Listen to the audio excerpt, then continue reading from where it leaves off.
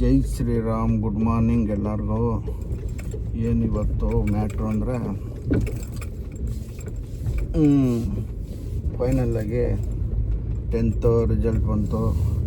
10th result ಬಂದರೆ ನಾನೇನು 10th ಓದ್ತಾ ಇದ್ದೀನ ಇಂಡ್ಯಾದಲ್ಲಿ. 10th ರಿಸಲ್ಟ್ ಅಂದರೆ ನನ್ನ ಮಗಳು ಓದ್ತಾ ಇಂಡ್ಯಾದಲ್ಲಿ, ಅವಳು ಇನ್ನೂ ಬಂದಿಲ್ಲ ಇಲ್ಲಿಗೆ. ಏನು ಖುಷಿ ಅಂದರೆ ಅವರು ಮಗಳು ಈಗ ರಿಸಲ್ಟ್ ಬಂದಿದ್ದರಿಂದ 77% ಏನೋ ಬಂದೈತೆ ಅಂದರು. ನಾನು ಇನ್ನೂ ಮಾರ್ಕ್ಸ್ಗಳು ನೋಡಿಲ್ಲ. ತುಂಬ ಸಂತೋಷ. ಹಂಗೆ ನಮ್ಮ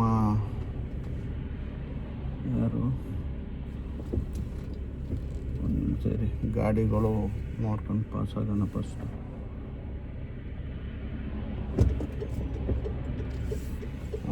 ತನುಶ್ರೀ, ಆಮೇಲೆ ಚೇತನು, ನಮ್ಮ ತಾಯಿ ಅಣ್ಣ ಮಗ ಚೇತನು, ಅವನು ಡಿಸ್ಟಿಂಕ್ಷನ್ ಫಸ್ಟ್ ಕ್ಲಾಸಲ್ಲಿ ಪಾಸ್ ಆಗೋನು, ಒಳ್ಳೆಯದು. ತನುಶ್ರೀನು ಹೆಚ್ಚು ಕಮ್ಮಿ 70 ಹತ್ತತ್ರ ಬಂದವಳಂತೆ. ತುಂಬ ಸಂತೋಷ. ಮಕ್ಕಳುಗಳು 10th ಎಕ್ಸಾಮ್ ಬರೆದು ಪಾಸ್ ಆಗೋರು ಅಂದರೆ ಅವ್ರಿಗೆ ಅರಿವೇ ಇರೋಲ್ಲ ಮಕ್ಕಳುಗಳಿಗೆ ಯಾರಿಗೂ. ಅಲ್ಲಿಗಂಟ ಈಜಿಗೆ ಆಟ ಆಡ್ಕೊಂಡು ಬಂದಿರ್ತಾರೆ. ಈ 10th ತುಂಬ ಸ್ಟ್ರಗಲ್ ಇರ್ತದೆ. ಅಂತೂ ಇಂತೂ ಫೈನಲಲ್ಲಿ ಒಳ್ಳೆ ಅಂಕ ತಗೊಂಡು ಪಾಸ್ ಆಗೋರೆ. ತುಂಬ ಸಂತೋಷ. ಇನ್ನೇನು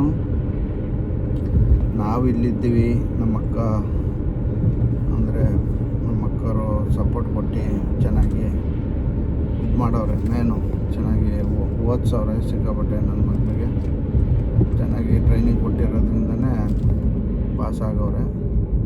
ತುಂಬ ಸಂತೋಷ. ನಾನೇನು ತುಂಬ ಕಷ್ಟ ಅಂದ್ಕೊಂಡಿದ್ದೆ. ನಮ್ಮ ಮನಸ್ಸಿನಲ್ಲಿ ಮಕ್ಕಳಿಗೆ ಎಜುಕೇಷನ್ ಬೇಕು, ಜಾಸ್ತಿ ಟಾರ್ಚರ್ ಕೊಡಬಾರ್ದು, ಓದು ಅಂತ. ಅವ್ರು ತಿಳುವಳಿಕೆ ಮಾಡ್ಕೊಂಡು ಅವ್ರು ಓದಬೇಕು ಅನ್ನೋದು ತುಂಬ ಹೇಳಿದೆ. ಏಕೆಂದರೆ ನಮಗೆ ಧೈರ್ಯ ಕಮ್ಮಿ, ಜೀವಕ್ಕಿಂತ ಓದೋದೇನು ಇಂಪಾರ್ಟೆಂಟ್ ಅಲ್ಲ ಅನ್ನೋ ಮನಸ್ಥಿತಿ. ನಾನು ಜೀವ ಇದ್ದರೆ ಏನಾರು ಮಾಡ್ಬೋದು. ಓದುಗೋಸ್ಕರ ಯಾರೂ ಹಿಂಗಾಗೋಯ್ತು, ಒಂದು ಸಬ್ಜೆಕ್ಟ್ ಫೇಲ್ ಆಯಿತು, 2 ಸಬ್ಜೆಕ್ಟ್ ಫೇಲ್ ಆಯಿತು, ಆಮೇಲೆ 2 ಇದಾಯಿತು, ಈ ಥರ ಮ್ಯಾಟ್ರೇ ಅಲ್ಲ. ಯಾಕೆಂದರೆ ಓದು ಇರಬೇಕು ಮನುಷ್ಯಂಗೆ. ಓದಬೇಕು ಅನ್ನೋರಿಗೆ, ಅದನ್ನ ತಲೆಗೆ ಹಚ್ಕೊಂಡವ್ರಿಗೆ ಫಸ್ಟ್ ಕ್ಲಾಸಾಗಿ ಒಳ್ಳೆ ಸೂಪರಾಗಿ ಅವರು ಓದ್ತಾರೆ. ತಲೆ ಕೆಡಿಸ್ಕೊಳ್ಳೋ ಅವಶ್ಯಕತೆ ಇಲ್ಲ. ತಂದೆನೂ ಹೇಳ್ಬೇಕಾಗಿಲ್ಲ, ತಾಯಿನೂ ಹೇಳ್ಬೇಕಾಗಿಲ್ಲ, ಯಾರೂ ಹೇಳ್ಬೇಕಾಗಿಲ್ಲ. ಓದಿ ಅಂತ ಅವ್ರ ಮೈಂಡು ಒಂದು ಸತಿ ಹಂಗಿರ್ಬಿಡ್ತದೆ. ಇನ್ನು ಕೆಲವರಿಗೆ ಒಂದು ಸ್ವಲ್ಪ ದಿನ ಮೈಂಡಲ್ಲಿ ಹೇಳಲೇಬೇಕಾಯ್ತದೆ. ಹೌದು, ನೀವು ಹಿಂಗೆ ಓದ್ಕೊಂಡು ಹೋದರೆ ನಿಮ್ಮ ಲೈಫ್ ಹಿಂಗಿರ್ತದೆ. ಈ ಥರ ಹೇಳ್ತಾ ಅವ್ರ ಮೈಂಡು ನಾವು ಹೇಳೋದು ಬುಕ್ಕಲ್ಲಿರೋದು, ನಾವು ಓದೋದು ಬುಕ್ಕಲ್ಲಿರೋದು, ಸ್ಕೂಲಲ್ಲಿ ಹೇಳಿರೋದು, ಇಷ್ಟೇ ಪ್ರಪಂಚ. ಬರೀ 3 ಪ್ರಪಂಚ. ಒಂದು ಮನೇಲಿ ಬಂದು ಮಕ್ಕಳಿಗೆ ಹೇಳ್ಕೊಡೋವಂಥದ್ದು, ಓದು ಅಂತ. ಆಮೇಲೆ ಸ್ಕೂಲಲ್ಲಿ ಹೋಗಿ ನೀವು ಹಿಂಗಿದ್ರೆ ಕಷ್ಟ ಆಗುತ್ತೆ, ಫೇಲ್ ಆಗಿಬಿಡ್ತೀರಾ, ಇನ್ನು ಜೀವನನೇ ಇಲ್ಲ ಅನ್ನೋ ಥರ ಪರಿಸ್ಥಿತಿ ಇರ್ತವೆ. ಅಂಥದ್ರಲ್ಲಿ, ಅಂಥ ಟೈಮ್ಗಳಲ್ಲಿ ಅವ್ರ ಮೈಂಡು ಅವರೆಲ್ಲೂ ಹೋಗೋಕ್ಕೂ ಇಲ್ವಲ್ಲ, ಮಧ್ಯದಲ್ಲಿ ಎಲ್ಲೂ ನೋಡೋಕ್ಕೂ ಇಲ್ಲಲ್ಲ, ಇಷ್ಟೇ ಇರ್ತದಲ್ಲ ಪ್ರಪಂಚ. ಸ್ಕೂಲು, ಮನೆ, ಮತ್ತು ಮಧ್ಯದಲ್ಲಿ ಹೋದರೆ ಒಂದಿಬ್ಬರು ಫ್ರೆಂಡ್ಸ್ಗಳು ಜೊತೆಲಿ ಹೋಗೋರು ಬರೋರು. ನಾನು ಹಿಂಗೆ ಓದಿದೆ, ಅವ್ರಿಗೆ ಏನು ಗೊತ್ತಿರ್ತದೆ, ನಾನು ಹಿಂಗೆ ಓದಿದೆ, ನನಗೆ ಯಾಕೋ ಇದು ಅರ್ಥ ಆಯ್ತಲ್ಲ, ಇದು ಬರ್ತಾ ಇಲ್ಲ ಅಂತ. ಆ ಇಂಟೆನ್ಷನಲ್ಲಿ ಮಕ್ಳುಗಳು ಏನಾರು ಮಾಡ್ಕೊಬಿಟ್ರೆ, ಏನಾರ ಭಯ ಬಿದ್ದು ಏನಾರು ಆಗ್ಬಿಟ್ರೆ, ಅದು ಸಿಕ್ಕಾಬಟ್ಟೆ ಅವೆಲ್ಲ ಯೋಚನೆ ಮಾಡಿ ಮತ್ತು ಹೇಳ್ಬೇಕು. ಯಾವ ತಂದೆ ತಾಯಿಗಳಿಗೆ ಮಕ್ಕಳು ಓದೋದು ಅಂದ್ರೆ ಇಷ್ಟ ಇರಲ್ಲ.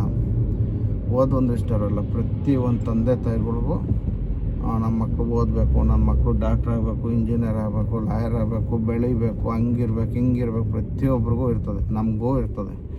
ಆದರೆ ಅವಕ್ಕೆಲ್ಲ ಒಂದು ಸ್ಟೆಪ್ಪು ಮೇಲಾಗಿ ಅರ್ಥ ಮಾಡ್ಕೋಬೇಕು. ನಾವು ಅರ್ಥ ಮಾಡ್ಕೋಬೇಕಾಗಿರೋದು ಅವರಲ್ಲ, ಮಕ್ಕಳಲ್ಲ, ನಾವು ಅರ್ಥ ಮಾಡ್ಕೋಬೇಕಾಗಿರೋದು. ನಮಗೆ ಓದು ಅನ್ನೋಕ್ಕಿಂತ ಅವರ ಜೀವನ ಇಂಪಾರ್ಟೆಂಟು. ಅವ್ರಿಗೆ ಅವಶ್ಯಕತೆ, ನಮಗಕ್ಕಿಂತ ಅವ್ರಿಗೆ ಅವಶ್ಯಕತೆ ಮುಂದಕ್ಕೆ. ಈ ಟೈಮಲ್ಲಿ ನಾವು ಎಷ್ಟು ಹೇಳ್ಬೇಕು ಅಷ್ಟು ಹೇಳಬೇಕು, ಜಾಸ್ತಿ ಫೋರ್ಸ್ ಮಾಡಬಾರ್ದು. ಆಮೇಲೆ ಏನಾರ ಇದಾಯಿತು ಅಂದರೆ ಅವ್ರು ಬೇಜಾರು ಮಾಡ್ಕೊಳ್ಳೋದು, ನಾವೇನೋ ಬೈಯೋದು, ಅದು ಅನ್ನೋದು, ಮಖ ಮಾಡ್ಕೊಳ್ಳೋದು, ಫ್ಯಾಮಿಲಿನೇ ಒಂಥರ ನೋಡೋದು, ಇವೆಲ್ಲ ಏನು ಮಾಡೋಕ್ಕೆ ಹೋಗ್ಬಾರ್ದು.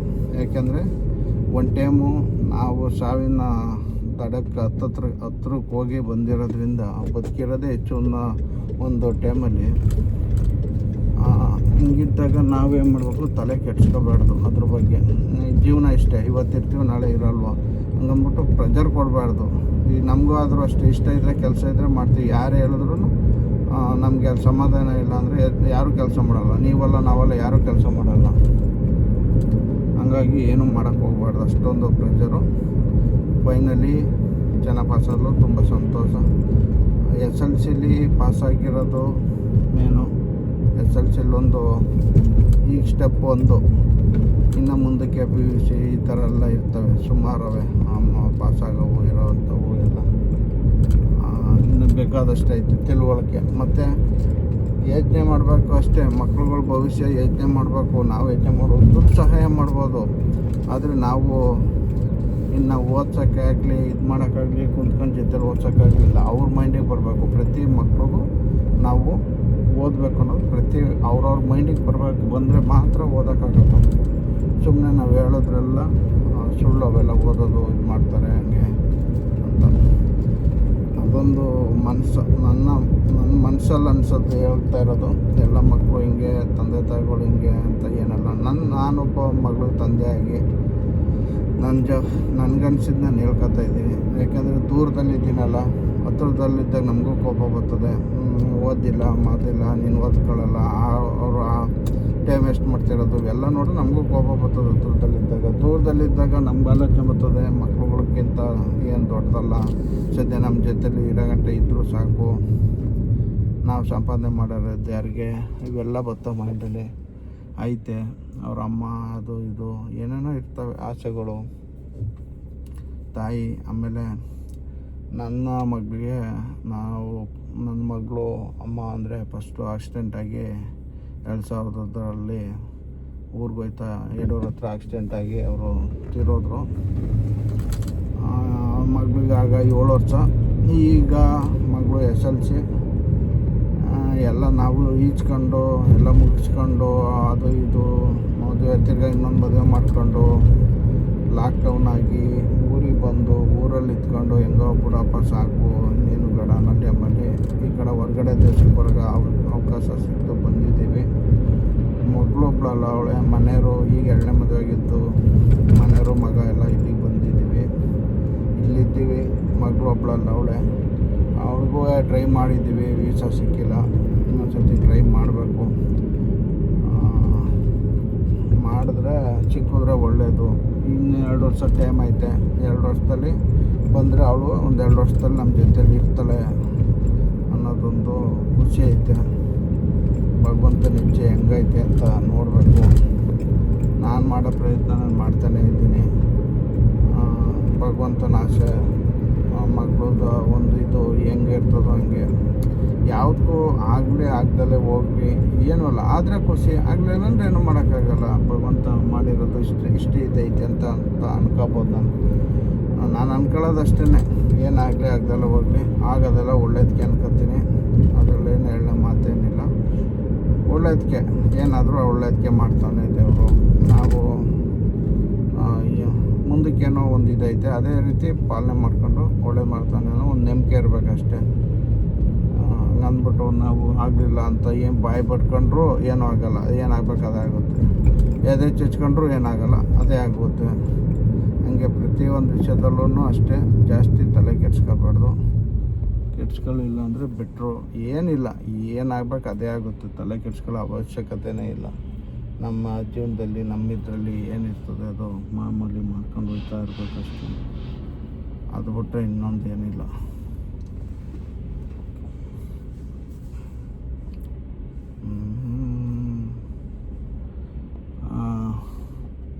ಇವಾಗ ನೆಕ್ಸ್ಟು ಏನು ಮಾಡ್ತಾರೆ, ತುಂಬ ಫೋನ್ ಮಾಡಬೇಕು. ಫೋನ್ ಮಾಡಿಲ್ಲ, ನಮಗೆ ನೈಟ್ ಆಗಿರೋದ್ರಿಂದ ಅವ್ರು ಫೋನ್ ಯಾರಿಗೂ ಮಾಡಿಲ್ಲ, ಮಾತಾಡಿಲ್ಲ. ಫೋನ್ ಮಾಡಿ ಒಳ್ಳೇದಾಗಲಿ, ಚೆನ್ನಾಗಿ ಓದಮ್ಮ ಅಂತ ಹೇಳ್ಬೋದು. ಚೆನ್ನಾಗಿ ಓದ್ಕೊ. ಹೊರಗಡೆ ದೇಶ ಇಲ್ಲಿ ಅಮೇರಿಕದಲ್ಲಿ ಏನಾರ ಅವಾಗ ಅವಕಾಶ ಸಿಕ್ಕಿದ್ರೆ ಇನ್ನೂ ಚೆನ್ನಾಗಿ ಓದ್ಬೋದು. ಮುಂದಕ್ಕೆ ಒಂದು ಒಳ್ಳೆ ಅವಕಾಶ ಐತೆ. ಏನಾದ್ರು ಪರ್ಮನೆಂಟಾಗಿ ಏನಾರ ಇಲ್ಲೇ ಒಂದು 10 ವರ್ಷ ಎಜುಕೇಷನ್ ಮಾಡಬೇಕು ಅಂದರೆ ಇನ್ನೂ ಚೆನ್ನಾಗಿ ಅನುಕೂಲ ಆಗುತ್ತೆ. ಅವ್ರಿಗೆ ಚೆನ್ನಾಗಿ ಓದ್ಬೇಕು ಮಾತ್ರ. ಇಲ್ಲಿ ಮಾತ್ರ ಇಂಡಿಯಾ ಥರ ನೆಗ್ಲೆಕ್ಟ್ ಮಾಡೋದಂಗೆ ಇದ್ದರೆ ತುಂಬ ಕಷ್ಟ ಆಗುತ್ತೆ. ಯಾಕಂದರೆ ತುಂಬ ಮಿಡಲ್ ಕ್ಲಾಸಲ್ಲಿ ಬಂದಿರೋರು ನಾವು ಅವಕಾಶ ಸಿಕ್ಕಿ ಈ ಅವಕಾಶದಲ್ಲಿ ಚೆನ್ನಾಗಿ ಓದಲಿಲ್ಲ, ನೆಗ್ಲೆಕ್ಟ್ ಮಾಡಲಿಲ್ಲ ಅಂದರೆ ತುಂಬ ಕಷ್ಟ ಆಗ್ಬಿಡುತ್ತೆ. ಕಷ್ಟ ಅಂದರೆ ಎಜುಕೇಷನಿಗಂತೂ ಒಂದು ನಮ್ಮ ಕಡೆ ಸೆಕೆಂಡ್ ಇಯರ್ ಗಂಟೆನೂ ದುಡ್ಡು ಕಟ್ಸ್ಕೊತಾರೆ, ಆಮೇಲೂ ಕಟ್ಸ್ಕೊತಾರೆ. ಆದರೆ ಇಲ್ಲಿ ಸೆಕೆಂಡ್ ಇಯರ್ ಗಂಟೆ ₹1 ಕಟ್ಸ್ಕೊಳ್ಳಲ್ಲ, ಫುಲ್ ಫ್ರೀನೇ ಇರ್ತದೆ. ಇನ್ನೂ 2 ವರ್ಷ ಬಂದರೂ ಕೂಡ ಫುಲ್ ಫ್ರೀ ಎಜುಕೇಷನ್ನೇ ಇರ್ತದೆ. ಫ್ರೀ ಎಜುಕೇಷನ್ನು ಅಂತ ಏನಾರು ನೆಗ್ಲೆಕ್ಟ್ ಮಾಡಿ ಇವಾಗ ಇದು ಮಾಡ್ತು ಅಂದರೆ ತುಂಬ ಕಷ್ಟ ಆಗ್ಬಿಡ್ತದೆ. ಹಾಗಾಗಿ ಚೆನ್ನಾಗಿ ಓದಲೇಬೇಕು. ಚೆನ್ನಾಗಿ ಓದಿದ್ರೆ ಮಾತ್ರ ಮುಂದಕ್ಕೆ ಏನೇ ಮಾಡಿದ್ರೂ ಏನೇ ಇದ್ರೂ ಅವ್ರಿಗೆ ಅನುಕೂಲ ಆಗುತ್ತೆ. ಯಾರು ಹೆಲ್ಪ್ ಮಾಡ್ತಾರೆ, ಓದೋಕ್ಕಾಗಲಿ ಇದು ಮಾಡೋಕ್ಕಾಗಲಿ ಏನೇ ಆದರೂ ಹೆಲ್ಪ್ ಮಾಡ್ತಾರೆ. ಅದು ಚೆನ್ನಾಗಿ ಓದಲೇ ಇಲ್ಲ ಅಂದರೆ ಯಾರು ಹೆಲ್ಪ್ ಮಾಡ್ತಾರೆ ಹೇಳಿ? ಯಾರು ಮಾಡೋಣ. ಚೆನ್ನಾಗಿ ಓದಬೇಕು. ನೋಡೋಣ, ಈ ಸತಿ ವೀಸಾಗೆ ಟ್ರೈ ಮಾಡ್ತೀನಿ ಮಕ್ಕಳಿಗೆ. ಇನ್ನೊಂದು ಸತಿ ಟ್ರೈ ಮಾಡೋಣ. ಆದರೆ ಅದು ಇಷ್ಟ, ಇಲ್ಲಾಂದರೆ ಯಥಾ ಪ್ರಕಾರ ಹೋಯ್ತಾ ಬರ್ತಾ ಇರಬೇಕಾಗ್ತದೆ. ದೂರ ಇರೋದ್ರಿಂದ ನಾವೇ 7 ದಿನ ಆಯ್ತದೆ, 7 ದಿನದಷ್ಟು ಇಲ್ಲಿ 7 ದಿನದಷ್ಟು ವಾರಾಂಗಟ್ಲೆ ಓಡಾಡೋಕ್ಕೆ ವಾರಾಂಗಟ್ಲೆ ಬೇಕಾಗ್ತದೆ ಜರ್ನಿ ಮಾಡೋಕ್ಕೆ. ಕಷ್ಟ. ಏನೋ ಬಂದರೆ ನಮಗೂ ತುಂಬ ಸಂತೋಷ. ಒಟ್ಟಿನಲ್ಲಿ ನಮ್ಮ ಜೊತೆಲಿ ನಮ್ಮ ಮಗಳು ಇಷ್ಟು ವರ್ಷದ ಮೇಲೆ ಅದ್ರ ಜೊತೆಲಿ ಇರ್ತಾಳೆ, ನಾವು ಫೀಲು ಚೆನ್ನಾಗಿರ್ತದೆ. ಆಲ್ಮೋಸ್ಟು ಮಗಳ ಜೊತೆ ನಾವು ಹುಟ್ಟಾಗ್ಲಿಂದನೂ ಕಾಲ ಕಳೆದಿಲ್ಲ. ಆಲ್ಮೋಸ್ಟ್ ಈಗಾಗಲೇ ನನ್ನ ಮಗಳಿಗೆ 16 ವರ್ಷ. ಹುಟ್ಟಾಗ್ಲಿಂದನೂ ನಾವು ಜೊತೆಲಿಲ್ಲ. ಯಾಕೆಂದರೆ 7 ವರ್ಷ ಗಂಟನೂ ಕೂಡ ಸ್ಟಾರ್ಟಿಂಗು ಫಸ್ಟ್ ಸ್ಟ್ಯಾಂಡರ್ಡ್ಗೆ ಹಾಕೋದು, ಆವಾಗಲೇ ಅವರ ಮುಂದೆ ಆಕ್ಸಿಡೆಂಟ್ ಆಗ್ತಿರೋದು. LKG UKG ಟೈಮಲ್ಲಿ ಸ್ವಲ್ಪ ತುಂಬ ಕೆಲಸ ಬಿಜಿ, ಹಾಗಾಗಿ ಕೆಲಸ ಅಂದ್ಕೊಂಡೆ ಇದ್ದೆ. ಏನು ಜಾಸ್ತಿ ಇರಲಿಲ್ಲ. ಅದಕ್ಕೂ ಮುಂಚೆ ನಮ್ಮ ಮಕ್ಕಳು ಹುಟ್ಟಾಗ್ಲಿಂದನೂ ನಮ್ಮ ಮಕ್ಕಳಿರೋ ಅವ್ರು 6 ತಿಂಗಳು, ಇವ್ರು 3 ತಿಂಗಳು. ಯಾಕೆಂದರೆ ಮಕ್ಕಳು ತಮ್ಮನ ಮಗಳು ಅಂತ ಅವ್ರುಗಳೇ ಎತ್ಕೊಂಡೋಗಿ ಸಾಕೊಂಡು ಅವ್ರುಗಳೇ ಸಾಕಿದ್ದಾಗೋಯ್ತು. ನೋಡೋಣ, ಇವಾಗಾರು ಇವರು ಅವಕಾಶ ಕೊಡ್ತಾನೆ 2 ವರ್ಷ ಏನು ಅಂತ ಅವಕಾಶ ಕೊಟ್ಟರೆ 2 ವರ್ಷ ನಾನು, ಮಗಳು, ಹೆಂಡತಿ, ಮಗ ಅಮೇರಿಕದಲ್ಲಿದ್ದೀವಿ. ಜೊತೆಲಾರು ಎಲ್ಲರೂ 2 ವರ್ಷ ಫ್ರೀಯಾಗಿರೋಕ್ಕೆ ದೇವರು ಅವಕಾಶ ಮಾಡಿಕೊಡ್ತು ಅಂತ ಒಂದು ಫೀಲು ಇದು ಮನಸ್ಸಿನಲ್ಲಿ ನನಗೆ. ನೋಡೋಣ ಏನಾಗುತ್ತೆ ಅಂತ. ಹಿಂಗಾದರೆ ತುಂಬ ಒಳ್ಳೆಯದು. ಹಾಗೆ ಅಂದರೆ ಕಷ್ಟ. ನೋಡೋಣ ಏನು ಮಾಡಬೇಕು ಅಂತ, ಏನಾಯ್ತದ ನೋಡೋಣ. ಆದರೆ ತುಂಬ ಸಂತೋಷ ಆಗಲಿ ಅಂತ ದಯವಿಟ್ಟು ಎಲ್ಲರೂ ಅರ್ಚಿ ಹಾರೈಸಿ. ಪ್ರತಿಯೊಬ್ಬರು ಹಾರೈಸಿದ್ರೆ ಪ್ರತಿಯೊಬ್ಬರು ಆಶೀರ್ವಾದನೂ ತುಂಬ ಇಂಪಾರ್ಟೆಂಟು ಇಂಥ ಎಲ್ಲ ವಿಷಯದಲ್ಲೂ ಕೂಡ. ಈಗ ತಾಯಿ ಇದ್ದಿದ್ರೆ ತಾಯಿ ಒಬ್ಬಳು ಆಶೀರ್ವಾದ ಸಿಗ್ತಿತ್ತು. ತಾಯಿ ಒಬ್ಬಳು ಕಳ್ಕೊಂಡು ಯಾರು ತಾಯಿ ಆಗೋಕ್ಕಾಗಲ್ಲ. ಆದರೆ ತಾಯಿಗಿಂತ ಯಥೇಚ್ಛವಾಗಿ ಪ್ರೀತಿ ಪ್ರತಿಯೊಬ್ಬರು ಕೊಡ್ತಾರೆ. ನಮ್ಮ ಮೇಲೆ ಕೋಪ ಇರ್ಬೋದು, ನಮ್ಮ ಮೇಲೆ ಬೇಜಾರು ಇರ್ಬೋದು, ನಮ್ಮ ಮೇಲೆ ಮುನ್ಸಿರ್ಬೋದು. ಉದಾಹರಣೆಗಳು ಅವೇ ಸುಮಾರು. ತಾಯಿಗಿಂತ ಯಥೇಚ್ಛವಾಗಿ ತಾಯಿ ಇಲ್ದಾಗ ಪ್ರೀತಿ ಕೊಡ್ತಾರೆ. ಯಾಕೆಂದರೆ ನಮ್ಮ ದೇಶ, ನಮ್ಮ ಸಂಸ್ಕೃತಿನೇ ಅಷ್ಟಲ್ವ. ತಾಯಿಗಿರೋ ಮಕ್ಕಳಿಗೆ ಹೊಡೆದಾಟ ಕಿರ್ದಾಟ ಏನೋ ಒಂದು ಮಾಡ್ತಾರೆ, ಪ್ರೀತಿ ಇರೋಲ್ಲ.